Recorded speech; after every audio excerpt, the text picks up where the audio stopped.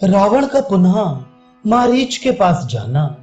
शूर्पणखा की ये रोंगटे खड़ी कर देने वाली बातें सुनकर रावण मंत्रियों से सलाह ले अपने कर्तव्य का निश्चय करके वहां से चल दिया।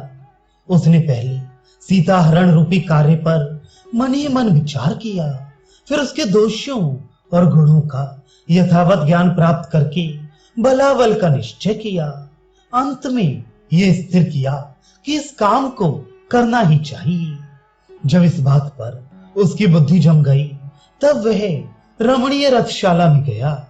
गुप्त रूप से रथशाला में जाकर राक्षस राज रावण ने अपने सारथी को यह आज्ञा दी कि मेरा रथ जोत कर तैयार करो। सारथी शीघ्रता पूर्वक कार्य करने में कुशल था। रावण की उपर्युक्त आज्ञा पाकर उसने एक ही क्षण में उसके मन के अनुकूल उत्तम रथ जोत कर तैयार कर दिया। ये रथ इच्छानुसार चलने वाला तथा स्वर्णमय था। उसे रत्नों से विभूषित किया गया था। उसमें सोने के साजबाजों से सजे हुए गधे जुते थे, जिनका मुख पिशाचों के समान था। रावण उस पर आरूढ़ होकर चला। वह रथ मेघ गर्जना के समान गंभीर घरघर ध्वनि फैलाता हुआ चलता था। उसके द्वारा वे कुबेर का छोटा भाई श्रीमान राक्षस राज रावण समुद्र के तट पर गया। उस समय उसके लिए सफेद चमर से हवा की जा रही थी। सिर के ऊपर श्वेत छत्र तना हुआ था। उसकी अंग कांति स्निग्ध वैदुर मणि के समान नीली या काली थी। वह पके सोने के आभूषणों से विभूषित था। उसके 10 मुख, 10 कंठ और 20 भुजाएं थी। उसके वस्त्राभूषण आदि अन्य उपकरण भी देखने ही योग्य थे। देवताओं का शत्रु और मुनीश्वरों का हत्यारा वह निशाचर 10 शिखरों वाले पर्वतराज के समान प्रतीत होता था। इच्छानुसार चलने वाले उस रथ पर आरूढ़ हो राक्षस राज रावण आकाश में विद्युत मंडल से घिरे हुए तथा वक्त पंक्तियों से सुशोभित मेघ के समान शोभा पा रहा था।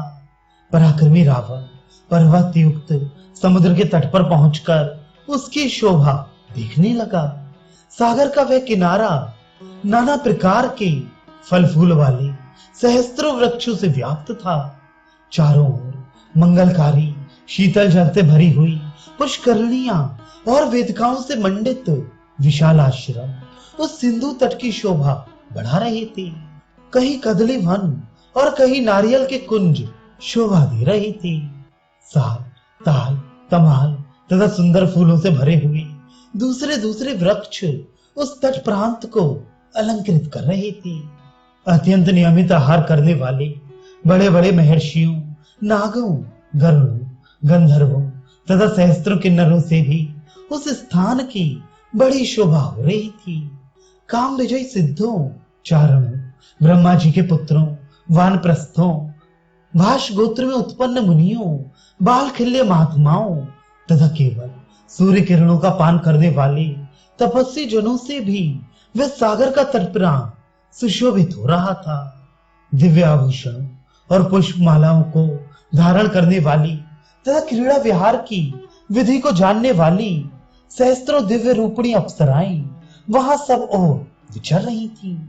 कितनी ही शोभाशालिनी देवांगनाएं उस सिंदूर तट का सेवन करती हुई आसपास बैठी थी। देवताओं और दानवों के समूह तथा अमृत भोजी देवगण वहां विचर रहे थे। सिंधु का वह तट समुद्र के तेज से, उसकी तरंग मालाओं के स्पर्श से स्निग्ध एवं शीतल था।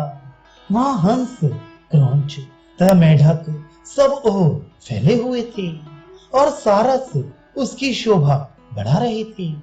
उस तट पर वैदुर्य मणि के सदृश श्याम रंग के प्रस्तर दिखाई देते थे। आकाश मार्ग से यात्रा करते हुए कुबेर के छोटे भाई रावण ने रास्ते में सब ओर बहुत से श्वेत वर्ण के विमानों, गंधर्वों तथा अप्सराओं को भी देखा। वे इच्छा अनुसार चलने वाले विशाल विमान उन पुण्यात्मा पुरुषों के थे जिन्होंने तपस्या से पुण्य लोकों पर विजय पाई थी। उन विमानों को दिव्य पुष्पों से सजाया गया था। और उनके भीतर से गीत वाद्य की ध्वनि प्रकट हो रही थी।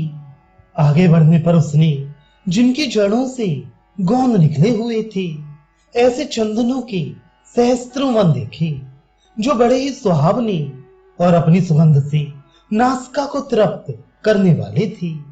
कहीं श्रेष्ठ अगरू के वन थे, कहीं उत्तम जाति के सुगंधित फल वाले वृक्षों के उपवन थे, कहीं तमाल के फूल खिले हुए थे, कहीं गोल मिर्च की झाड़ियां शोभा पाती थी, और कहीं समुद्र के तट पर ढेर के ढेर मोती सूख रहे थे। कहीं श्रेष्ठ पर्वतमालाएं, कहीं मूंगों की राशियां, कहीं सोने चांदी के शिखर, तथा कहीं सुंदर अद्भुत और स्वच्छ पानी के झरने दिखाई देते थे।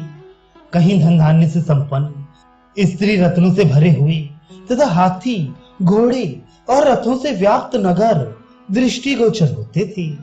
इन सबको देखता हुआ रावण आगे बढ़ा।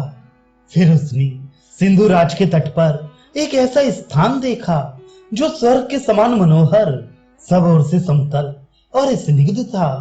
वहां मंद मंद वायु चलती थी, जिसका स्पर्श बड़ा कोमल जान पड़ता था। वहां सागर तट पर एक बरगद का वृक्ष दिखाई दिया, जो अपनी घनी छाया के कारण मेघों की घटा के समान प्रतीत होता था। उसके नीचे चारों ओर मुनि निवास करती थी। उस वृक्ष की सुप्रसिद्ध शाखाएं चारों ओर 100 योजनों तक फैली हुई थी। यह वही वृक्ष था जिसकी शाखा पर किसी समय महाबली गरुड़ एक विशालकाय हाथी और कछुए को लेकर उन्हें खाने के लिए आ बैठे थे। पक्षियों में श्रेष्ठ महाबली गरुड़ ने बहुसंख्यक पत्तों से भरी हुई उस शाखा को सहसा अपने भार से तोड़ डाला था। उस शाखा के नीचे बहुत से बैखानस, माश, बाल खिल्ले, सूर्य किरणों का पान करने वाले ब्रह्मपुत्र और धूम्रप संज्ञा वाले महर्षि एक साथ रहते थे। उन पर दया करके उनके जीवन की रक्षा करने के लिए पक्षियों में श्रेष्ठ धर्मात्मा गरुड़ ने उस टूटी हुई 100 योजन लंबी शाखा को और उन दोनों हाथी तथा कछुए को भी वेग पूर्वक एक ही पंजे से पकड़ लिया तथा आकाश में ही उन दोनों जंतुओं के मांस खाकर फेंकी हुई इस डाली के द्वारा निषाद देश का संहार कर डाला। उस समय पूर्वक महामुनियों के मृत्यु के संकट से बचा लेने से गरुड़ को अनुपम हर्ष प्राप्त हुआ। उस महान हर्ष से बुद्धिमान गरुड़ का पराक्रम दूना हो गया और उन्होंने अमृत ले आने के लिए पक्का निश्चय कर लिया। तत्पश्चात इंद्रलोक में जाकर उन्होंने इंद्र भवन की उन जालियों को तोड़ डाला जो लोहे की सीकचों से बनी हुई थी। फिर रत्न निर्मित श्रेष्ठ भवन को नष्ट भ्रष्ट करके वहां छिपाकर रखे हुए अमृत को वे महेंद्र भवन से हर लाए। गरुड़ के द्वारा तोड़ी हुई डाली का वह चिन्ह उस बरगद में उस समय भी मौजूद था। उस वृक्ष का नाम था सुभद्र वट। बहुत से महर्षि उस वृक्ष की छाया में निवास करते थे। कुबेर के छोटे भाई रावण ने उस वट वृक्ष को देखा। नदियों के स्वामी समुद्र के दूसरे तट पर जाकर उसने एक रमणीय वन के भीतर पवित्र एवं एकांत स्थान में एक आश्रम का दर्शन किया।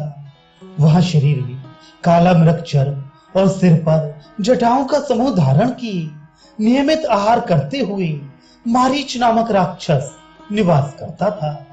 रावण वहां जाकर उससे मिला। मिलने पर उस राक्षस मारीच ने सब प्रकार के अलौकिक कमनीय पदार्थ अर्पित करके राजा रावण का विधि पूर्वक आतिथ्य सत्कार किया। अन्न और जल से स्वयं उसका पूर्ण सत्कार करके मारीच ने प्रयोजन की बातें पूछते हुए उससे इस प्रकार कहा, राजन, तुम्हारी लंका में कुशल तो है। राक्षस राज, तुम किस काम के लिए पुनः इतनी जल्दी यहाँ आए हो? मारीच की इस प्रकार पूछने पर बातचीत करने में कुशल महातेजस्वी रावण ने उससे इस प्रकार कहा,